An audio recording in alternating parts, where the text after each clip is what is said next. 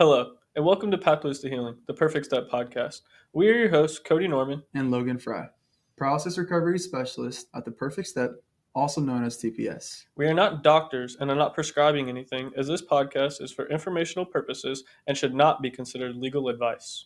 We are, however, sharing knowledge and experience that we have gained from working for years with clients in the paralysis community. The guests on this podcast will include either experts in their respective fields or individuals sharing their unique experiences with paralysis. Suggestions and advice that we share may affect each person differently, as not one injury or diagnosis is the exact same. We are hopeful that the outreach of this podcast will allow us to give help and guidance for individuals suffering from paralysis. We understand that this spread of knowledge is important and takes an entire community coming together. On today's episode 2 of Pathways to Healing, we'll be interviewing Adam Fritz, one of the longest tenured clients at the Perfect Step. Adam has over 15 years of experience of living with paralysis. He is also very well educated, as he went to the University of Laverne for his undergraduate and Claremont School of Theology for his master's. Adam will be speaking about different personal experiences he's had after living with paralysis, career opportunities, dating in the field of paralysis, and also different facilities and gyms that he's visited frequently. Stay tuned to roll into the Pathways to Healing. Thanks for being on Pathways to Healing, man. TPS podcast. Thank you for having me, guys. Welcome. Great to have you on. Adam Fritz is a paraplegic. He was injured in 2008, correct? August 29th, 2008. 2008. T6. T6 para, yeah. He's been a part of Perfect Step for 14 years. Yep, going on. Yeah. And before that, you were in Carlsbad Project Walk. Yes, went down there. Very nice, very nice. You were somebody who was in the middle of your college experience and you got injured. I was, yeah. Can you talk to us about that? So it was, my injury date, that was the summer before the beginning of my senior year. And going into it, I was working down in Orange County, commuting, and on my motorcycle, coming back, and had my accident. Where'd you go to school? University of Laverne. Very nice. Yes. Do you mind kind of talking about born and raised, where you're from, and then kind of go from there? Yeah, so born and raised in Glendora. I graduated high school there. Kind of some, obviously, local boy, unlike yourself. We dragged you down here from up north. And went to school for 1 year at UC Riverside and transferred to Laverne. So most of my experience in college for undergrad was at Laverne. And then did the study abroad program for my junior year in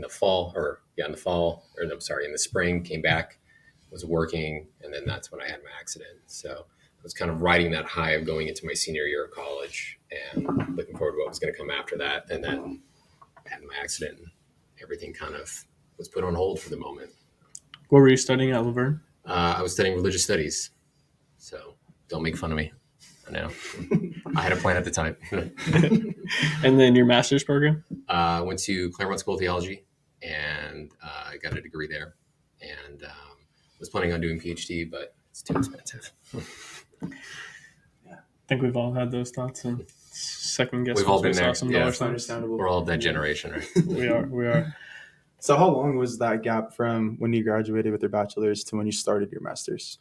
Well, I think it was maybe 3 or 4 years. And in the time when I first came back after injury, I didn't go full bore right into it.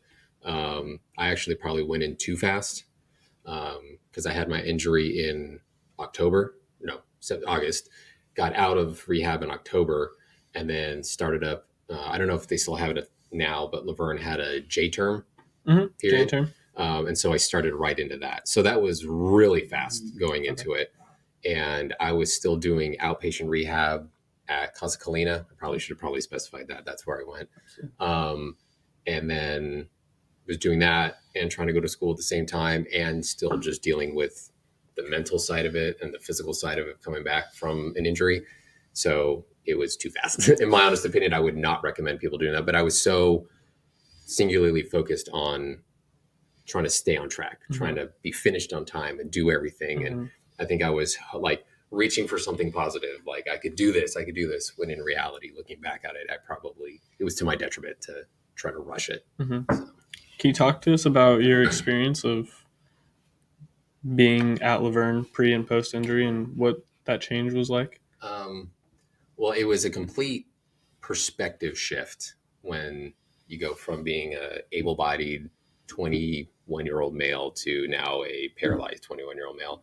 And, there's things that you didn't realize were going to be difficult about being there. And to its credit, Laverne's a pretty accessible campus, much more accessible now than when I was there. But even still, like going into some of the classrooms, you're used to just walking in and sitting down. But now what do I do?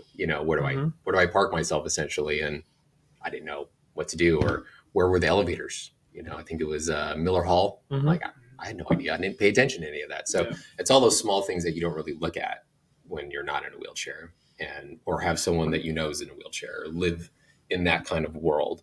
So it was a huge change. Like, where do I park?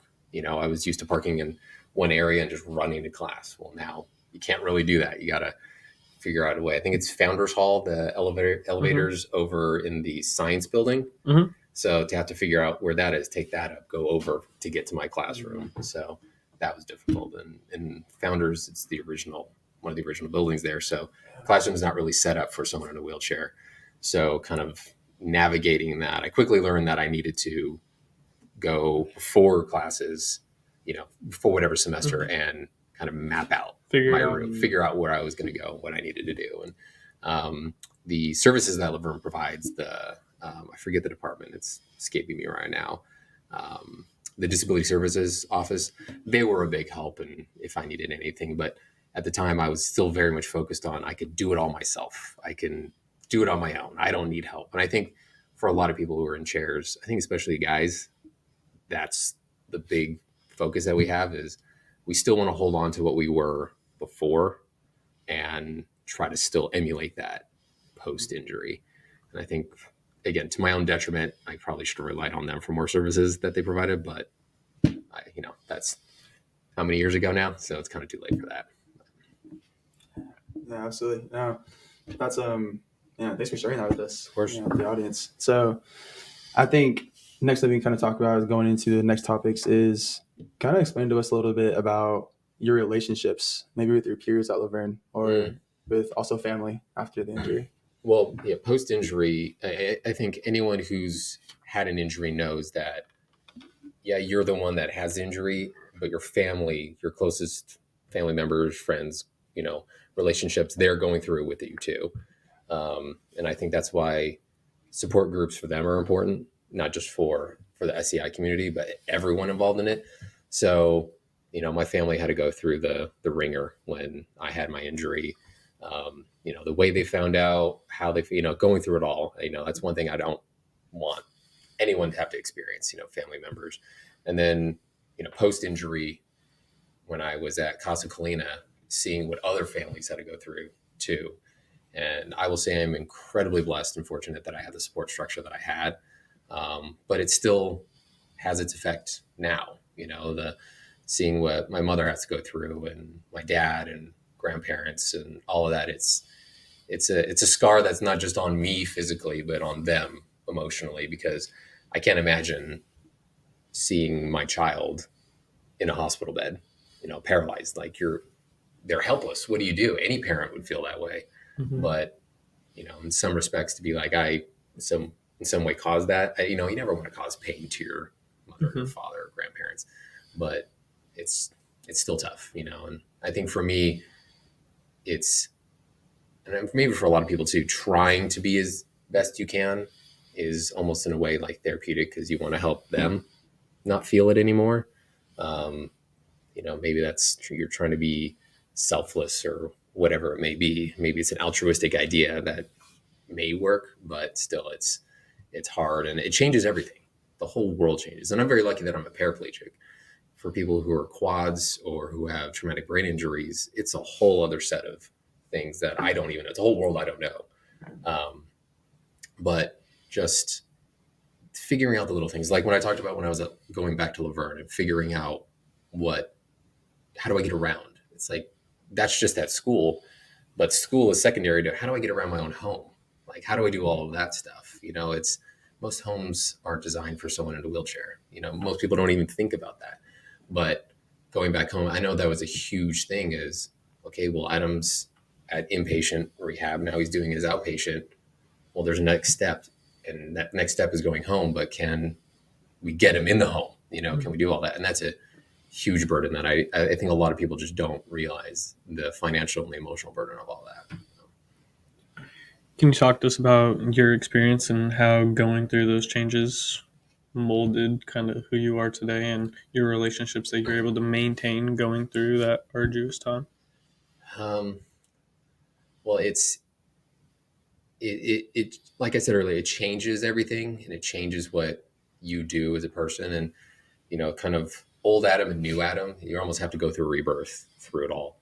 And what that rebirth is completely different for every person. Some people, that whole idea, oh, you get stronger, well, yeah, you could, but in some ways, can you get stronger? Like what constitutes strength? Is it your physical strength? Is your emotional strength, your mental strength, and all that stuff? And I think everyone goes through the waves of doing that. And the same thing with the relationships that you have.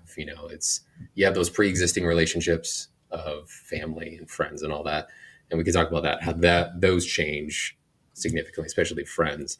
And then how do you make new friends when you're in a chair? And there's not a lot of us rolling around outside. You don't see a bunch of us. So we stand out. But how do you approach someone? How do they approach you? It's learning how to understand that the person you were before is still there, but now it's going to be completely different. It's not only the physical perspective of viewing yourself as different, but you feel like you lost, like a part of you died. And in a sense you could say, but it's just that understanding that you can still be who you were, but it's just going to be different. Those best laid plans don't always work, but that's kind of the same thing. Like I said earlier, I had plans of what I was going to do academically and what my future was going to be, but the universe had different ideas what it was going to be. Things change. Yeah. When do you feel like that rebirth happened for you? Like, when do you feel like, all right, this is my moment in my life where my rebirth is occurring right now? I think it was really when I forced myself to put myself out there. Because I think for a lot of people who are paralyzed, it's, you kind of want to be, a lot of people want to hide themselves away. Like they don't, you get very insular in your surroundings and the people you surround yourself with. But when you really force yourself to be out there, you force yourself to do it. It's easy when you're able-bodied. It's not easy for everyone, but it's easier when you're able-bodied. You can just go do it. But when you're in a chair, the complexities are almost annoyingly difficult to deal with. If you're going to go, out to a restaurant or something, that's, say you're going out to Santa Monica to go eat. Well, can we find parking? Can we find can we get in? How difficult is it going to get in? Is there going to be room? And you kind of have to force yourself out of your own shell and almost advocate for yourself. And I think a lot of people who, especially when they're in the hospital, you realize you kind of have to voice for yourself, or at least have someone, if you can't voice it yourself. And especially for me early on, I was intubated, so I couldn't speak. So I luckily had people there who would do it for me. But after the fact, you kind of have to force yourself. And that's the whole rebirth, like you're asking, is once you realize you kind of have to just do it on your own, blaze your own path and force your way into what you need or what help you want, or whatever it is, whatever you're going to do. Because there's really no guidebook on how to live your life in a wheelchair. When you go to rehab, they can help you. They'll help you learn how to do your basic stuff, but you're kind of on your own after that, and what you're going to do and how you're going to do it and where you're going to go. It's not easy. I can't imagine that it would be. Yeah. Like you said, your whole entire life is changing from Yeah. the way you get around to the way you go to the bathroom to the way you experience relationships with other people that you talked about. One of the things you mentioned was how your relationships with certain friends changed pre and post. Can you talk about that experience and how you, if you want to go into it, about how you gain friends now? Yeah. So pre-accident, you have your friends and you're kind of used to just doing what you would do before. You're a young college guy, you do the young college guy stuff. So when you're paralyzed, it's like all those things you used to kind of do, like you just, call up your friend and go hang out at their place. Well, you still want to go do that, but it's almost like you have to have a checklist of stuff that you have to bring with you. You have to, but what if they live on the second or third floor apartment, and, can you even get in there? Is there an elevator? Are they going to carry you? How are they going to get, is there a place for you to, if you have to go to the bathroom, can you use their bathroom? Is there a place you can use it? So it's all these complexities. And I think for a lot of people that is difficult to deal with, because they know you one way, and then to try to get you and know you another way, it just doesn't, it's not that it doesn't jive. It's just a hard transition because it's so sudden. It's not like an easy gradual route that you take. And luckily I've had friends that have been able to stick by me through all that. But it's almost easier to not make friends, but have friends if they didn't know you before. Mm-hmm. If they didn't know you as the able-bodied guy before, because all they know you as this now. And it's difficult making friends anyways, but you're not dealing with the kind of hangover of, well, I knew you as this guy from high school or this guy from college. That doesn't exist for everyone post. So I almost find it easier to maintain the friendships now if they're fresh, if they're new, because there's, none of the hangover of the past. And how did you find that community initially? Where did you go, like, at first? For friendship? Yeah, for the whole community. I mean, not just friendship, but also after your SCI, when you were getting back into, the world of communicating and having friendships and relationships. Yeah. Where did you go at first? Like you mentioned Casa Colina. Yeah, Casa Colina was had a huge impact on my life. Because I think for most people, when you're in the hospital, you're just trying to stay alive. Like that's your sole focus is that. So when you go to an outpatient rehab, like Casa Colina, I think Shepherd Center is another one of those. If there's one out in Georgia, that might be that. There's one in Colorado. They kind of have a network built into it of people who are going through all the same stuff as you, who you could kind of rely on to kind of teach you in some ways. And obviously the therapists are, well-trained. They know what they're doing. And you have your occupational therapist and your physical therapist. And that's really where you learn the most of, okay, how do I transfer? Like I didn't know what a transfer was before I was paralyzed.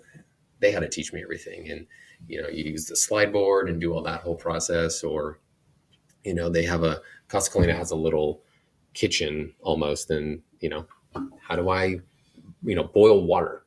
You don't think about that when you're in a chair, but it's completely different now. So relying on that community, and there's support groups there that meet, at least when I was there, they would meet every Friday morning. So you would go do that, and you would have everyone who's going through it all. And I think having that community is big, and just learning from people. There's a guy who was leading the support groups that was there, who was a quad actually. And if you saw him, you would never know he's a quad. He was almost one of those like kind of walking quads, but he was in a chair, super high functioning. He got paralyzed back in the 80s, but he did the Paralympic teams and did all that stuff. So seeing him really gave me hope. I'm like, oh man, this guy who's physically worse than me as far as injury level goes, he was on the Paralympic teams. He has his own home. He has a job. He has a beautiful wife. He has kids. He has a cool car. Like, it's like, oh shit. Like, so it can be done. There is an opportunity there for someone to do it. And he talked about how he kind of came from very humble means when he was paralyzed to what he is now. So it's like, oh, that's amazing to see that. And it wasn't like he was bragging all about that. He was you just ask the question. He's like, oh yeah, this is my wife. These are my kids. And you're like, wow, it's there.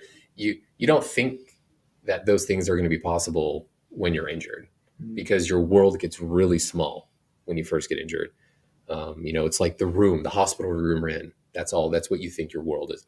But then when you start seeing all these other people, and obviously he was 20, 30 years post-injury, he's had that opportunity to grow and kind of spread his roots out and have those opportunities that came to him. So, but finding community outside of the disabled community, in the walking world, that's somewhat difficult, because I think some people get trepidatious on how to approach you and how to interact with you. And I think your job is to kind of put people at ease in some sense. It's not your job. Like, you shouldn't go around being like, oh, it's okay, I'm disabled and everything, but people don't know. How do you approach someone who's in a chair? Clearly they've gone through something traumatic, or they were born with something traumatic. Like, what do you do? So I think putting yourself out there is kind of key for people. And obviously that's easy for me to say. I'm a para, relatively well-functioning para. So it's a little bit easier, but still, that's, at least from my experience, that's the only way you can really get through it. Well, I think you're somebody who's also very good at it. Sure. You use humor, which I think a lot of people puts them at ease very quickly, just because once you make them laugh, they're like, oh, okay, like this is an experience I can be okay with and I can be comfortable in, as long as he kind of gives me that okay, that it's okay to be comfortable, which is a weird thing to say, but that's kind of how it is at first. Yeah, I mean, it sucks that you'd have to put someone at ease, but I think it's kind of just, it's born into culture that you see someone in a wheelchair and you're just kind of like, oh, I have to be careful. What do I do? What do I say? And I think especially nowadays, people are very hyper conscious of what I can say and what I can't say. Yeah. And at least for me, I try to put people at ease and, call me whatever you want to call me, Hot Wheels, whatever works for you, like, it's fine. Yeah. And I think there's a lot of people, luckily here in the area we're in Southern California, there's a lot of great examples that people, they don't make their disability their identity. It's a part of it, but it's not the only thing that they are, and there's great examples like Chelsea Hill. She's an amazing ambassador for the wheelchair community, and but her wheelchair is not her. She was a dancer before and she's still doing it now. Yeah. And she's a married woman and she has a daughter, and it's incredible to see. And she's an amazing example of that. So I think for her and for other people who kind of really put themselves out there, that it's like, you kind of almost have a responsibility in a way. If you can do it to help everyone else who doesn't have the means to do that. So, yeah, I think we're in a great area, being in the Los Angeles area where we have a lot of great resources, right? Yeah. You talked about Chelsea Hill, Rolettes, Triumph Foundation, Inner City Sports, all of those different organizations, the global ones, Unite Fight Paralysis, all of them. There's a lot of great resources in our vicinity. Yeah. And we're lucky that there's not snow on the ground when you go outside. Very lucky. So, because I have friends and know other people who are paralyzed who live in the Midwest or live up in Canada or even in Europe, and that becomes a huge problem for them, and what do you do? I mean, I would say I'm spoiled in the sense that weather, I don't have to deal with that, but it is like we talked about before, like having a checklist of things you need to have just going out. And that's obviously a difficult thing. And that's one of those, snow. Can I physically get outside? Makes the list longer. I've been up into the snow, but it's not like I'm not dealing with it daily. Coming down. Yeah, I'm not living in it. I'm just experiencing it and then going away, So it makes it a little bit easier to not have to deal with that. Yeah, for sure. Definitely. You talked about like kind of relationships too. And not like friendship relationships, but more of like relationships of dating. Oh, dating relationships. Yeah. Can you kind of speak on that a little bit? Yeah. I mean, that's hard. And I think dating in general is difficult no matter what. We've all experienced it, and then adding a spinal cord injury onto it is a whole level of complexity that, your partner, unless they've ever dated someone in a wheelchair before, isn't going to know. So I think for a lot of people, especially, I think because most of the SCI community is male, having to, if you have a female partner that you're trying to date, you have to teach them. And there's nothing wrong with that. You can't expect anyone to know everything. But I think for most people, they learn really fast. And I think give them credit. But the initial approach is so difficult. And it's so scary. And what do you do and all that? And in, days past, I tried the online dating and, going on the blind date kind of a thing, talk to someone online and go do it.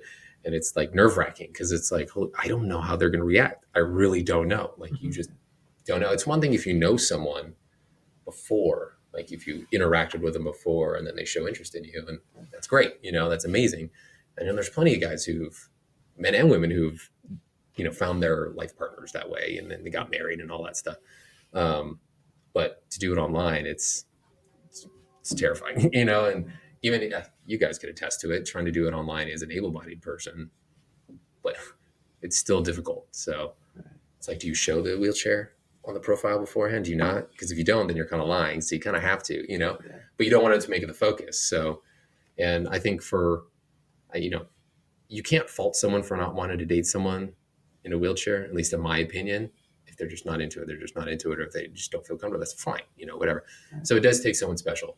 But it's still terrifying. And I think that's one of the biggest things. And I know guys who have spinal cord injuries, who are, paras, quads, and even traumatic brain injuries, where they're so desperate. They just want someone that they can love, and it can be reciprocated onto them. But how do you approach it? What do you do? And, there's a lot more representation of people who are in wheelchairs out there in the media, but still, just because you see it on TV, it's much different when you're with someone in person who is paralyzed, so it's very difficult, but you got to keep trying, boys. You have to. I think all of us have had those experiences of ups and downs with it. You're somebody who you have been injured for a good amount of years, and you have had experiences. If you were going to give somebody a piece of advice who hasn't gone out there yet and hasn't tried the dating world post-injury, what would your advice be to them? Be brave, because you have to be. You just have to be brave and be willing to fail. I've failed so many times, like a lot. Done a lot of dumb things, and it's just one of those where that's just going to happen no matter what. And I think, don't focus on the fact that if you make mistakes or you fail it's solely because you're in a wheelchair. That's just what's going to happen. You're going to have mistakes and fail if you're able-bodied too, so don't make that the reason for why it happened, and just keep moving on. You just have to keep moving forward, because the sun's going to keep rising every day, and you don't want to get left behind. And even if you feel like you're behind, keep going, keep trying. There's plenty of times, even now, I still feel like I'm behind the ball, and I'm not going to be able to catch up, but you got to keep trying. So be brave, boys. I believe in you. It's great advice. I love it. Kind of leaning into the next transition of questions we want to ask you. We're kind of going to like career opportunities and speak of, if you can, about finding a job after having an SCI and what made it easy for you and what parts of it were hard. Well, finding a job in general is difficult. Finding the right job for you is difficult. And you just, again, like being brave with the relationships, you got to be brave when it comes to work too, and really throw yourself out there and try, and just keep chugging along and keep trying. And again, with career, I've made my mistakes too with that. I've had my problems, and, take responsibility for it. But I think for me, finding a job is difficult, but being there and doing the work is difficult, because again, you have all of the work stuff you have to deal with, but then you have the SCI side of it as well. And that's the part that I think most people who are able-bodied don't see, and there was, for a while, I was working at a job where I had to commute really far for it. And I was basically sedentary in my little cubicle for hours and hours and hours. So, when you're just sitting there typing at a keyboard, you physically just start feeling it, and for anyone who's in a chair, you already know the feeling when you've been sitting for a really long time. It could be spasms you start to get that tight feeling, it's like you just want to like almost lay down and stretch out for it. Before you're injured, you could just stand up, walk around the building, but you can't really do that when you're in a chair. So it's the little things you have to figure out on how to make it work. For me, when I was at that job where I had to commute, I knew that after so many hours, I needed to get out of my chair just for a little bit. Even 10 minutes was probably the best thing for me. So I found a little office that no one was using and shut the door and locked it so I could lay down on the floor and just give my body a second to stretch out. I'd spasm and get it all out of me, so that way I could go back and start doing my job again. But yeah, that's the difficult thing, especially, if you have to commute far and then being at work and then having to commute far back home, that time in the car just adds again to the difficulty of it all, because it's like no one wants to be sitting for 14 hours a day, but it's just what it has to be sometimes. And I know there's a lot of opportunities now where you can work from home, work online, that'll help for people, but it's just I don't know, it's one of those things where you just kind of have to suck it up and figure it out. There's always figuring it out. Every part of your life now is almost a puzzle on how you're going to do things. And for people who have children when they're in a wheelchair, that's a whole other complexity. You just have to figure it out because there's no guidebook. Like you're dealing with the normal children stuff and now dealing with it from your wheelchair, so it just gets difficult. And kids are great because if they know you in a chair, they're probably going to still love you anyways. They don't care. But it's on the adult side of it, it's just difficult to think, oh geez, what do I need? I need this. That's just me. Add on to it all the stuff you need for the kids and all that. So you're a future dad, it's coming. So I am, and I can't imagine. There are so many things going through my head when I'm just thinking about her, versus if I were in that situation where I'd had to add so many components of thinking about myself. Yeah, but I think the good thing though is, especially with today, there's so many examples in like social media and on like things like YouTube, so you can see it, so you can see that it's being done. So you have somewhat of an example of it, and you have to be careful because most of the stuff that's on social media is curated material. But I think there's a lot of people out there who just kind of put it out there. And I think for people in chairs, you don't have time to really kind of BS everything because, anyone who's in a chair, who's been in a chair for 10 minutes knows there's certain realities that every person goes through. So it's one of those where you see it, but people who put it out there, who really put it out there, I think it's a good example for people, especially if you're going to be a parent. I'm not a parent, but you see it. And the community is big, but it's also small. And so you get to, if you're in it for a while, you get to know people and you can rely on them and ask them for help. And so many people are willing to help. I can imagine that's very helpful. One thing that didn't help a lot of people was COVID. But when you talk about career opportunities, we all know that it changed a lot of careers from being in person or going into an office to at home. Have you noticed any changes in your ability to find jobs that are more willing to help you out and let you work from home, or anything? Has it changed the market? I think for some, I know at least in the job market now, a lot of places want you to come back and work in the office. But from my experience, the places that I've worked, they've been more than accommodating for me and try to help me, whether it's, desks or doors or whatever it is. I can see I'm very lucky in that sense. And the people that I work for have been incredible.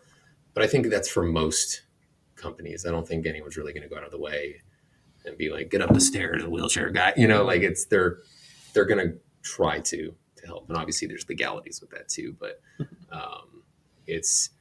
I think being an advocate for yourself, like we talked about before, is probably the biggest thing. You got to tell them what you need. You can't expect someone to know exactly what you're going to need in your situation.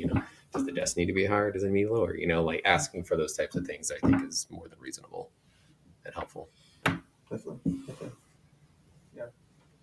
One of the things that everybody has to go through the experience of advocating for themselves is about the wheelchair, right? How you get around. It's a very important component for people in that position. Yeah. But I don't think a lot of people understand the complexities that go into the fitting of the wheelchair, how every single wheelchair is individual to that person, right? The level of injury is going to determine the level of bucket in the chair versus all these other things of the brakes that you have. And I don't think everybody knows that a wheelchair is specific to that person. Can you talk about your experience with going through chairs? Yeah. So I think as far as your physical well-being and comfort and all that, finding a chair that's fit properly and correctly for your body, it's paramount. It's probably one of the best things you could ever do for yourself. And the complexities that come from that, I know, are difficult because if you're going through insurance, there's limits and caps to what insurance will pay for. I think if I remember correctly, the scale, it's like I think they use K scales or something like that. So like a K5 chair is the highest that I think Medicare and most insurance companies will pay for, and anything above that, up to I think K9. Don't quote me on this, but if I remember correctly, those were the scales. Is a fully custom in every way kind of chair. Now, if you can get a chair at that level, that's obviously the most ideal and going to be the most functional for you, because you're taking your chair with you everywhere you go.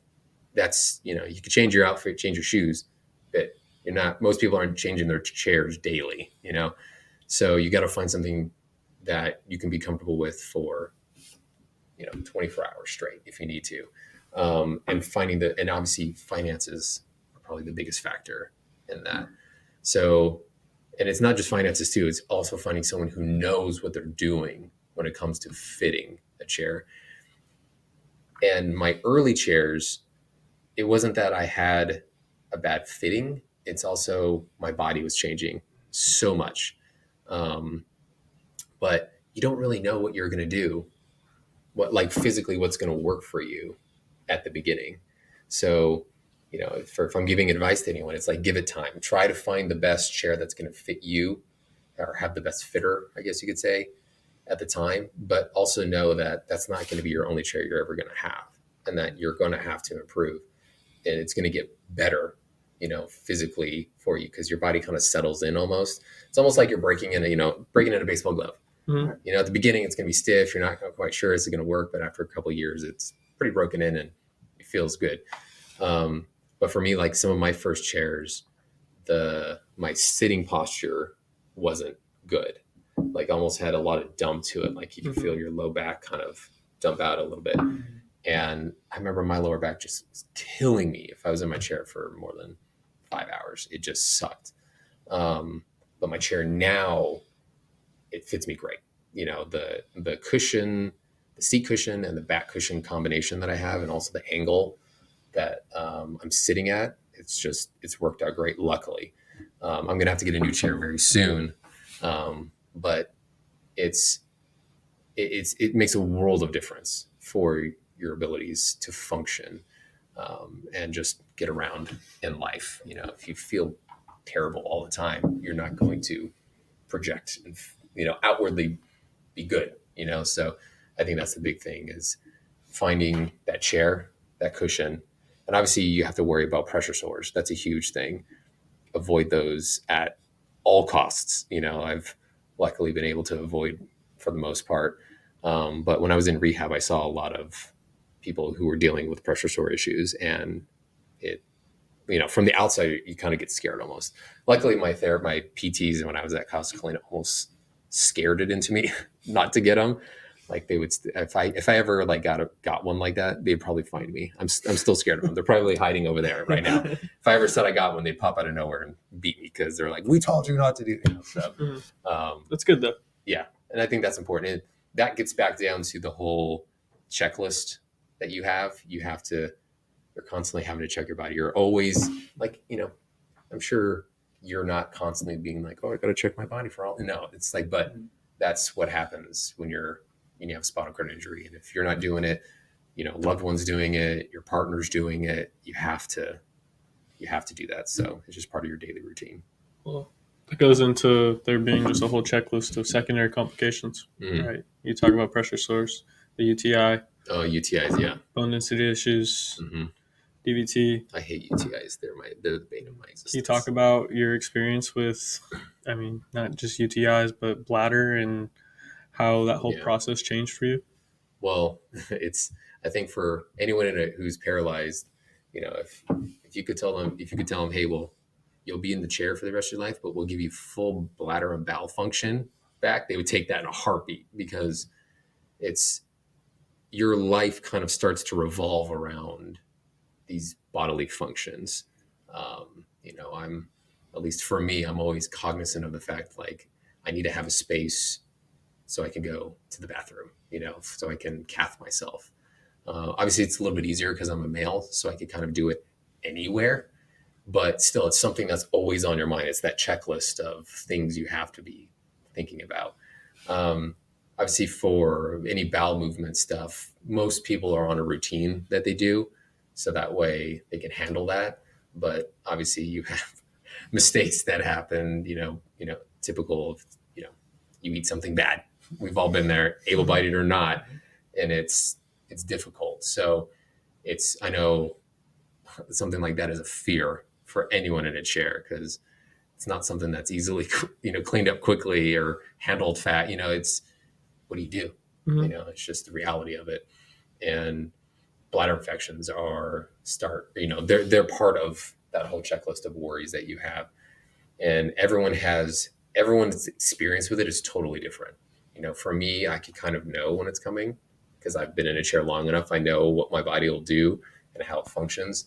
So it's like certain things for me, it's like if I start to get cold, I know, like that fever starts coming on. If it's July at 3 p.m.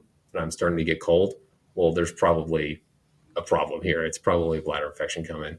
And I also get really cold hands, and I'll start to like shiver a little bit. And it's like, damn it, I know it's coming. It's this, So call the doctor, get the antibiotics, come and take care of it. But it's always that fear too, where I think, was it post or pre catheters, that was the number one killer for people in wheelchairs or something like that. Don't quote me on that, but it's always a fear, because even now you have people who die from it, and it's the reality. A lot of people don't want to face it, but you have to be so on top of it because it can kill you. And I don't want to die from bladder infection. And I don't think a lot of people know how common it is, right? The number one secondary complication for an SCI. Yeah. For yourself, did you know going into it that was such a common thing for? No clue. Absolutely no clue. Right. And I don't think any of us getting into the field would have been able to, know that until we experienced it, though. Yeah. Right. And once you get immersed, you're like, wow, this is very common. Yeah. And when I was at Casa Colina, I mean, they're great doctors, great PTs, but they would tell you, hey, this is something you worry about, but you don't realize the importance of having to really think about it and worry about it, because for me, it comes really fast when you get it. Like I said, I would feel the symptoms, but it's literally within hours. It's like boom, now you're feeling it bad, and now you're in bed, and you have all the incontinence issues from it. Your bladder spasming, so you're not on that typical cathing cycle. And for me, I can feel when I need to cath, but when it's just going, it's like, okay, this is a problem. You're in bed, you have a fever and all that, and it takes some time to get the medication and all that stuff. So yeah, it's scary because it can hit you so fast, and it can be deadly. Right. And I don't know how they're doing it now at Casa Colina, but it's one of those where it's like, I hope you're really ingraining into people the seriousness of what could come from it. Yeah. And to think about it, anyone who listens, it's like, yeah, if you're in a chair and you've already had to deal with it. I think the first time I had my first bladder infection, I thought I was dying. It's like, what is going on? Like, because it hit me so fast and you feel so terrible. I never had a bladder infection before. I was paralyzed. Right. You hear about it, but I don't never experienced it. So to have it, it's like, whoa, this is bad.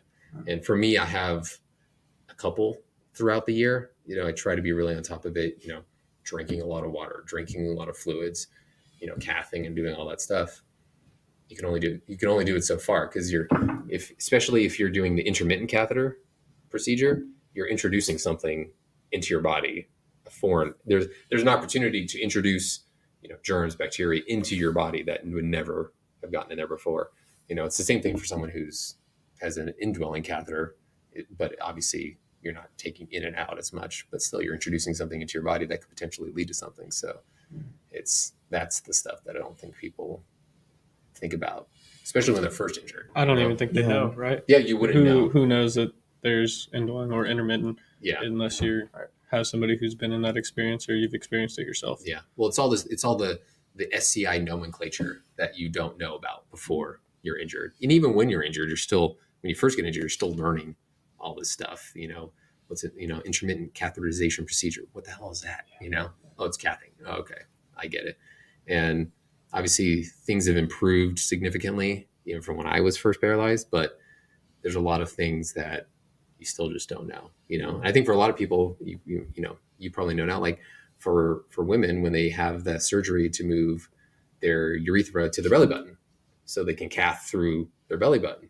I only learned about that a couple of years ago. It was like I had no idea, and I think that's really cool. It's really convenient for them, and it's really neat that we have those improvements that are coming. Yeah, the technology. The technology is always Yeah. getting What better. are some actual steps that you would give to somebody that just had, let's say, an SCI, as far as like preventing UTIs goes? It's just the water, fluid consumption, and being on top of your cathing, and trying to be as clean as possible down there, so there's less of an opportunity to introduce, a foreign entity inside your urethra, your bladder. That's been the biggest thing for me, is just really being on top of it.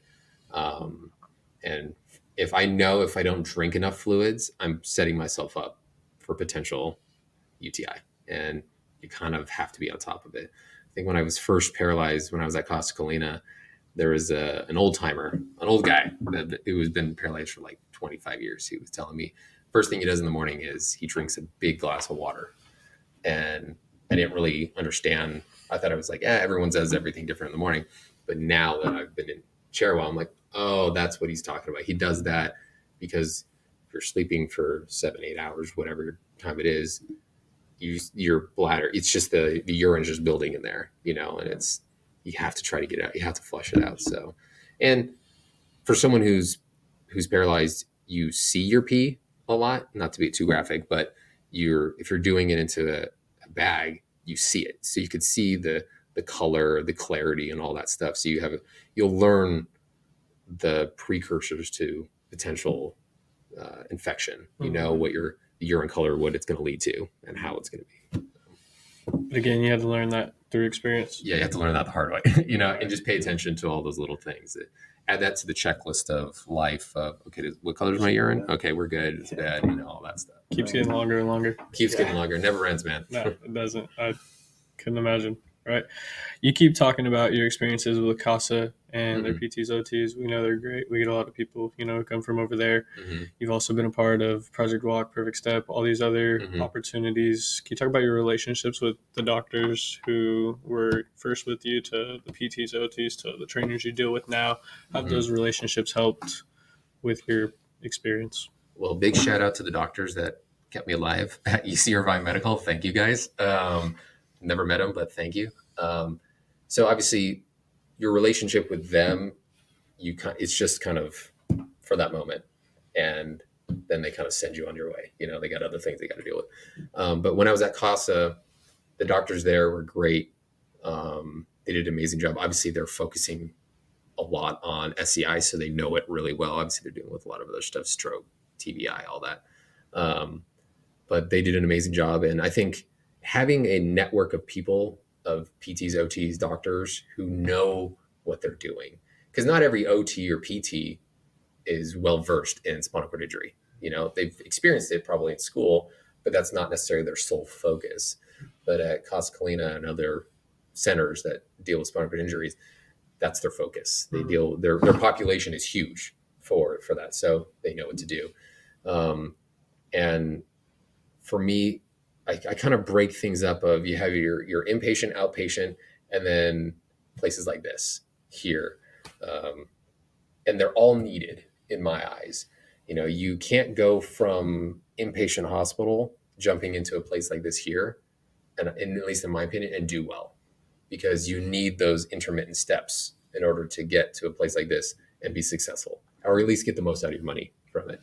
And I think early on, I feel old now, could say back in the day, there was almost this kind of like, not headbutting, but like the OT and PT community almost wanted to kind of shit on places like this for what they did.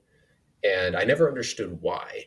I would see what they would do at, what the PTs would do at Costa Colina. I'm like, that's great. But in my eyes, what they're doing is they're taking care of you, so that way you improve so much that you don't need them anymore. And I think that's a good thing. I thought that was the whole point of going there was, okay, you're improving to the point where you can transfer on your own there's nothing more for us to teach you. Or you can function in your home, there's nothing for us to teach you, you know? So I thought that was the end goal for what they're doing. And when I realized I was getting to a point where I was like, outpatient, I'm not getting what I get from coming to a place like this. And that's not knocking them. It's just they were doing so good of a job that I didn't need them anymore, which is great. Mm-hmm. And that's credit to Casa Colina for what they were doing. But I think now things have changed a little bit because I've gone back to outpatient rehab centers and I've seen some of the things that they're doing there. I was like, oh, I was doing that 10 years ago here. So it's kind of cool to see them adopt some of that and almost to see some credibility given to what they do. But I think part of the problem early on was a lot of places thought that, you know, they were doing some witchcraft here, you know, and I think that was a lot of marketing and a lot of, you know, hearsay. Was people were saying, oh, if you come to a perfect step or a project walk, you're going to be healed and you're going to walk again. And I think people blew that out of proportion. That wasn't necessarily what was needed. And that's where I think the friction kind of grew from that.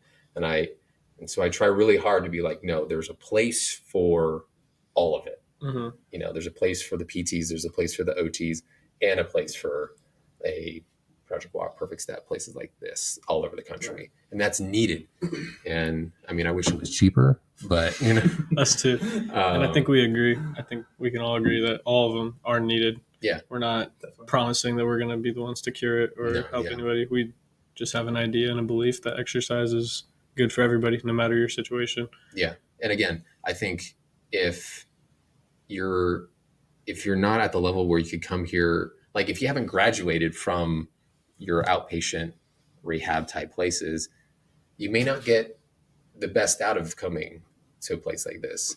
And I don't want to sound like I'm a salesman for it, but I'm just speaking from my experience of there's phases, you know, there's phases in life in general as you grow up, you know, like you're not going to expect a 5-year-old to be able to do what a 15-year-old can do. No, you have to work your way up. And it's the same thing. Like I know if you took me straight from UC Irvine Medical Center and brought me here, it would have been bad. It would have been very bad. Like you know, and it's not your guys' job to teach someone how to cath themselves. You know, you don't know.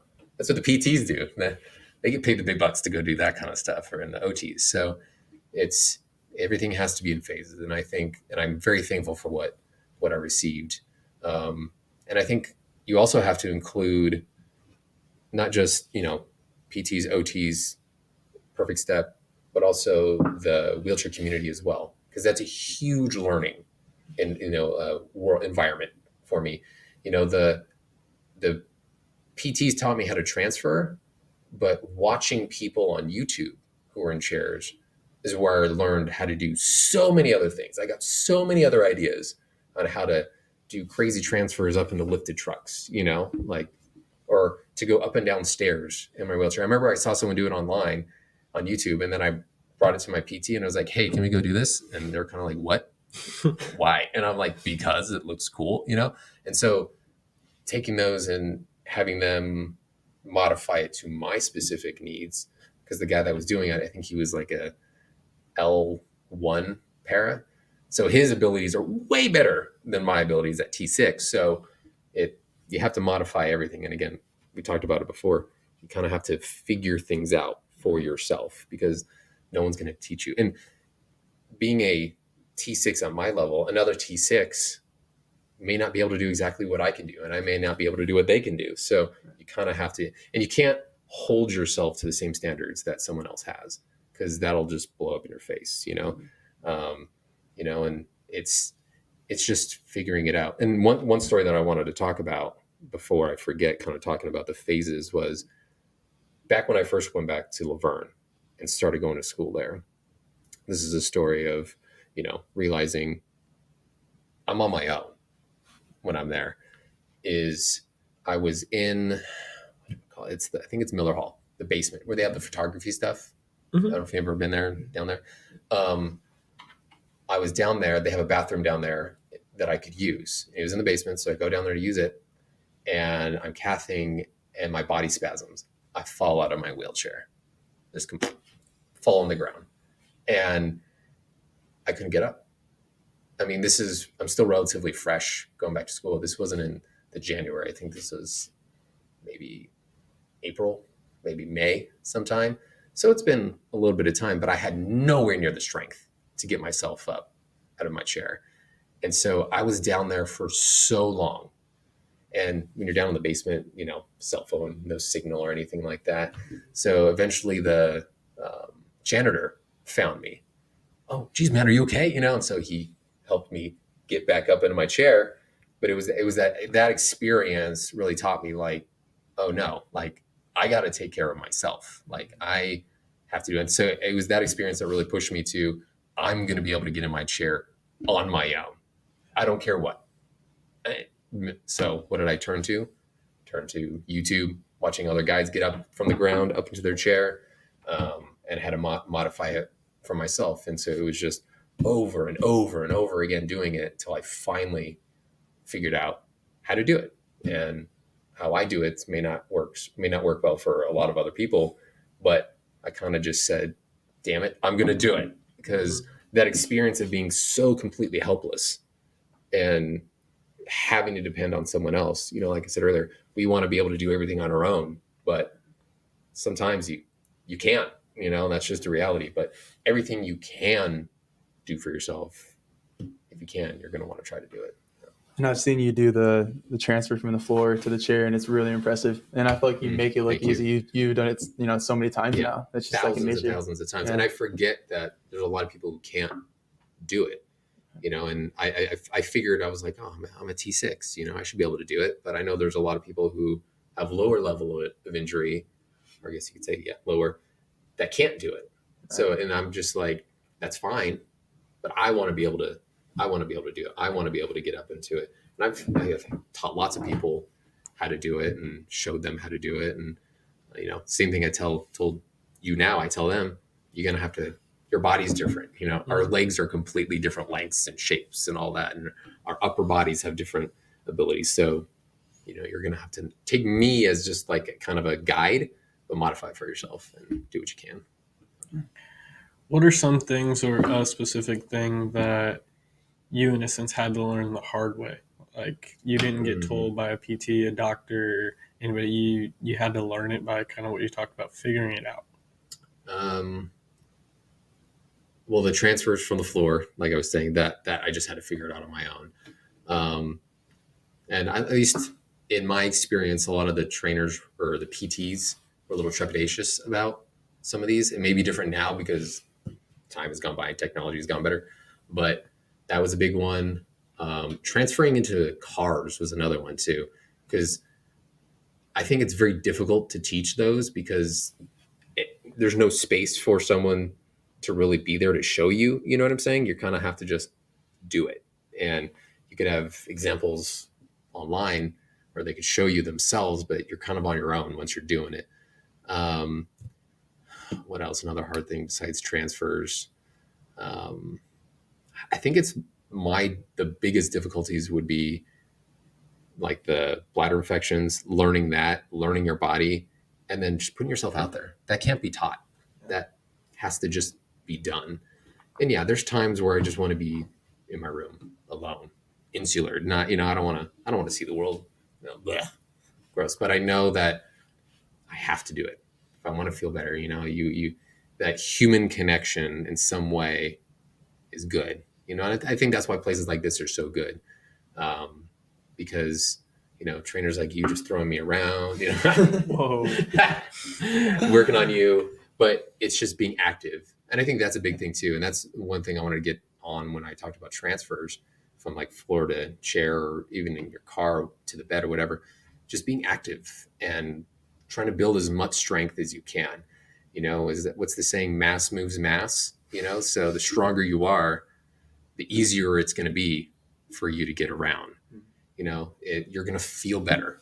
Don't just be in your chair and just eat crappy food all day and drink soda all day. It's like, no, man, like our time is limited here on Earth, and it gets, we've talked about it already for how long now, how much more complicated it gets being in a wheelchair. So Do you want to make it even more complicated by making it more difficult? There's things, like I said, there's things you have control over. Mhm. And one of those is your physical ability, and you see people who are, they're quads, high level quads, who are still working out. It's like they're taking advantage of what they have to try to get better. Mhm. And if you're a parent, it's like, come on, man, you gotta take some ownership over this. And, it sucks getting paralyzed. Trust me, it's not fun. I don't wish that upon anyone, but you can't control it. It happened. For me, having my motorcycle accident, it is what it is now. That's old news. And at some point, you can't change the past. So you could change your future though. And your future is not written in stone. You can make it better. So if it comes to the physical well-being, let's make it better. Let's be stronger, healthier. What is one simple tip that you would tell everybody who went through that life-altering experience? I don't want to sound like I'm a Hallmark commercial, but it gets better. It gets better. But it'll get better if you work for it. If you try to make it better. Because you can keep living life and make it awful, or you can try to make it better. Again, control what you can control. Try to make it better. Put yourself out there. You never know where it goes. The incredible people that I've met in my life, it's come from me trying, and there's so many other things on my bucket list of life stuff that I want to do that I know that I wish I could do it now. And I get frustrated that I haven't, but it'll come in time, just give it work. It just gets more complicated traveling when you're in a wheelchair. Around TPS, we're focusing on how people are reinventing their life. Mm-hmm. So what's one way that you have or that you have seen somebody or yourself reinvent their life?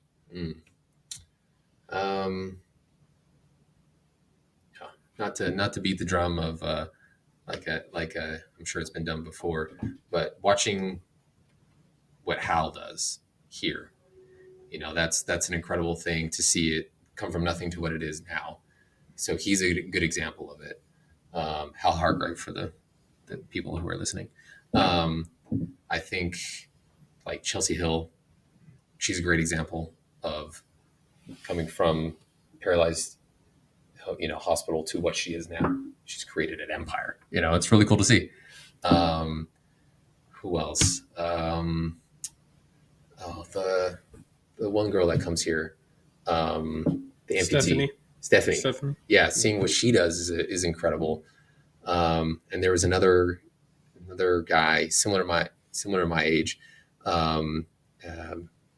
Ricky something. He used to race dirt bikes, and he got paralyzed, and he raced again. He also raced in the Baja 1000, and he was paralyzed. So seeing guys do stuff like that, it's like, wow, that's awesome. He went from racing at a very high level, paralyzed, right back up there. Mm-hmm. That's incredible to see. So, and at least for me, I love seeing guys who race in triathlons. I like watching those guys because doing a triathlon is just difficult in general, but to do it where it's, how they break it up, you have the swim, the bike, and then the run. At least on the swim, you can conserve your legs by using mostly your upper body. But when you're paralyzed, it's all of it. It's all coming from one place. So I love watching those guys because it is kind of a rebirth. We said it before, what you were before isn't what you're going to be, but you're still, a part of you still there. I'm still the Adam from 2008 who was, the 21-year-old guy. It's still in me. It's still that guy. Mm-hmm. But now I'm the paralyzed guy, so it's just different. It's just different. You kind of have to roll with it. And then as you get older, it gets more complicated. Aging sucks. Don't get old, guys. You're still the same funny Adam. I'm sure all your family and friends know that too. Yeah. And they hate me even more. My family, they're brutal. I have a good story with that one because my cousins, they were obviously really young when I was paralyzed. And so they came and visited me in the hospital. I honestly don't remember them coming because I was so drugged up, and they were like, it was weird. You were all like, "Meh," and you had all these tubes in you and everything like that.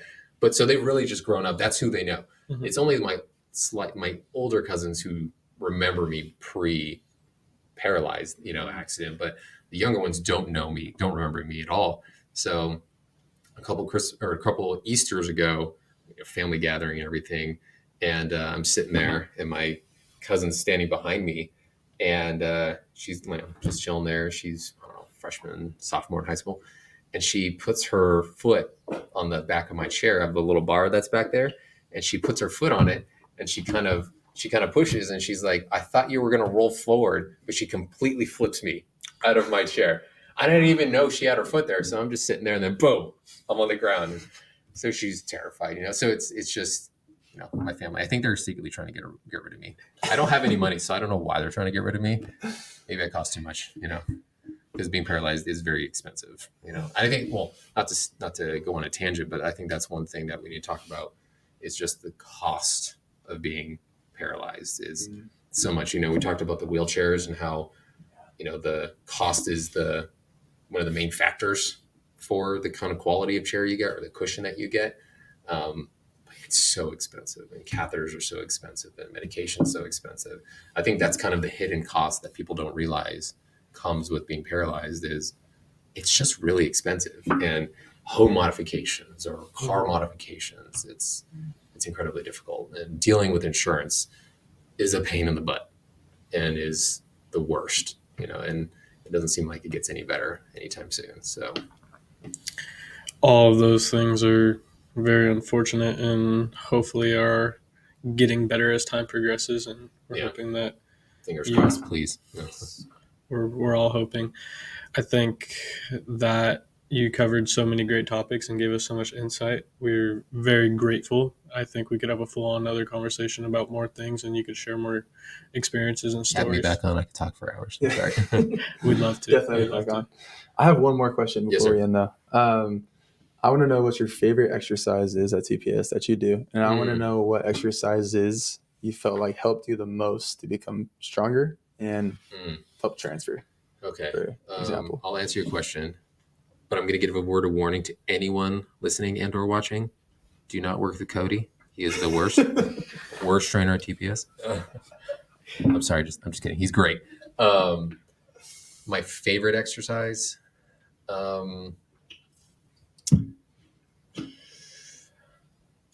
Honestly, it's going to sound kind of lame, but just standing in general, just getting up. I mean, for me, I don't have a standing frame. I know a lot of people do, but I don't. So just getting up and just feeling your body just kind of like relax and settle in. I mean, we're meant to be standing, so having the pressure come off your back and your shoulders and your neck just kind of all sink down. So I know that's not an exercise, but that's probably one of my favorite things to do. Also, just having you guys stretch us out. I know, like when we do the like when I'm on my stomach and then I come up and we do all this stretching. That's huge, especially with the back. The back gets so tight from sitting in a chair.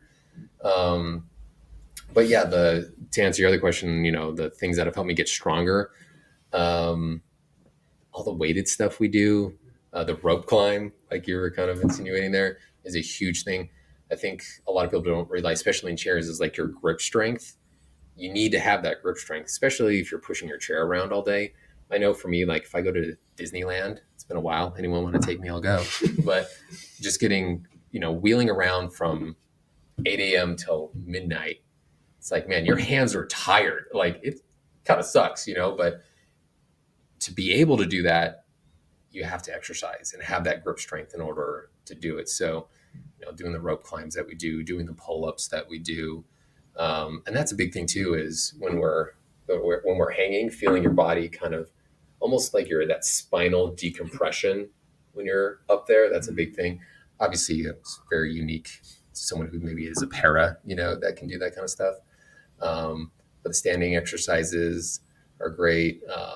Crawling, I think, is really good if you can do that. That's pretty good and pretty exciting to do. But honestly, what is the best is the creativity.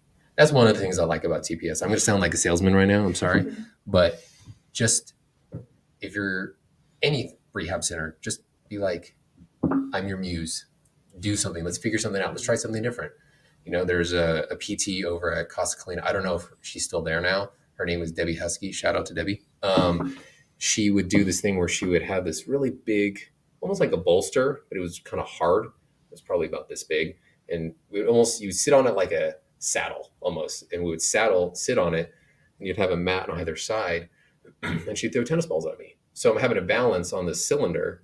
And it's like, so doing stuff like that, just being creative. And she said she had never done that with anyone before at the time. So I was like, oh, that's good. And so the stuff you guys do, you guys you come up with the most wacky stuff sometimes. And I'm like, what are they doing? But it works, And when we're on the Total Gym's great. I think that's really good for someone who, you guys would know better if they're having difficulty standing or whatever it is. I think it's amazing to get on there and feel that. Or even when you guys put Total Gym and you flip me around and you have my feet on the top and you feel that stretch going through there, is really cool. Viplate. I think Viplate is way underrated. It's great, especially if you could stand and vibe at the same time. Do it. The paraplegic is great. Yeah. We love openness to like creativity, but also like same time you talked about standing and how it's like, pretty, it seems simple in the moment, but sometimes like the most simple things are the most effective, right? Like the Total Gym and standing and the Viplate doesn't sound like it's too complex, but it's something that it's the basics, let's get down, when we think about exercise, but wasn't it like exercise is medicine kind of an idea? Exactly. Like the most basic exercises tend to be the best things for you. What do you guys do in the gym? You bench, your squat, deadlift, like those kinds of things. Right. It's the same idea when keep it simple. You're paralyzed is, what's the basic stuff? Stand someone up. If they can stand up, stand them up.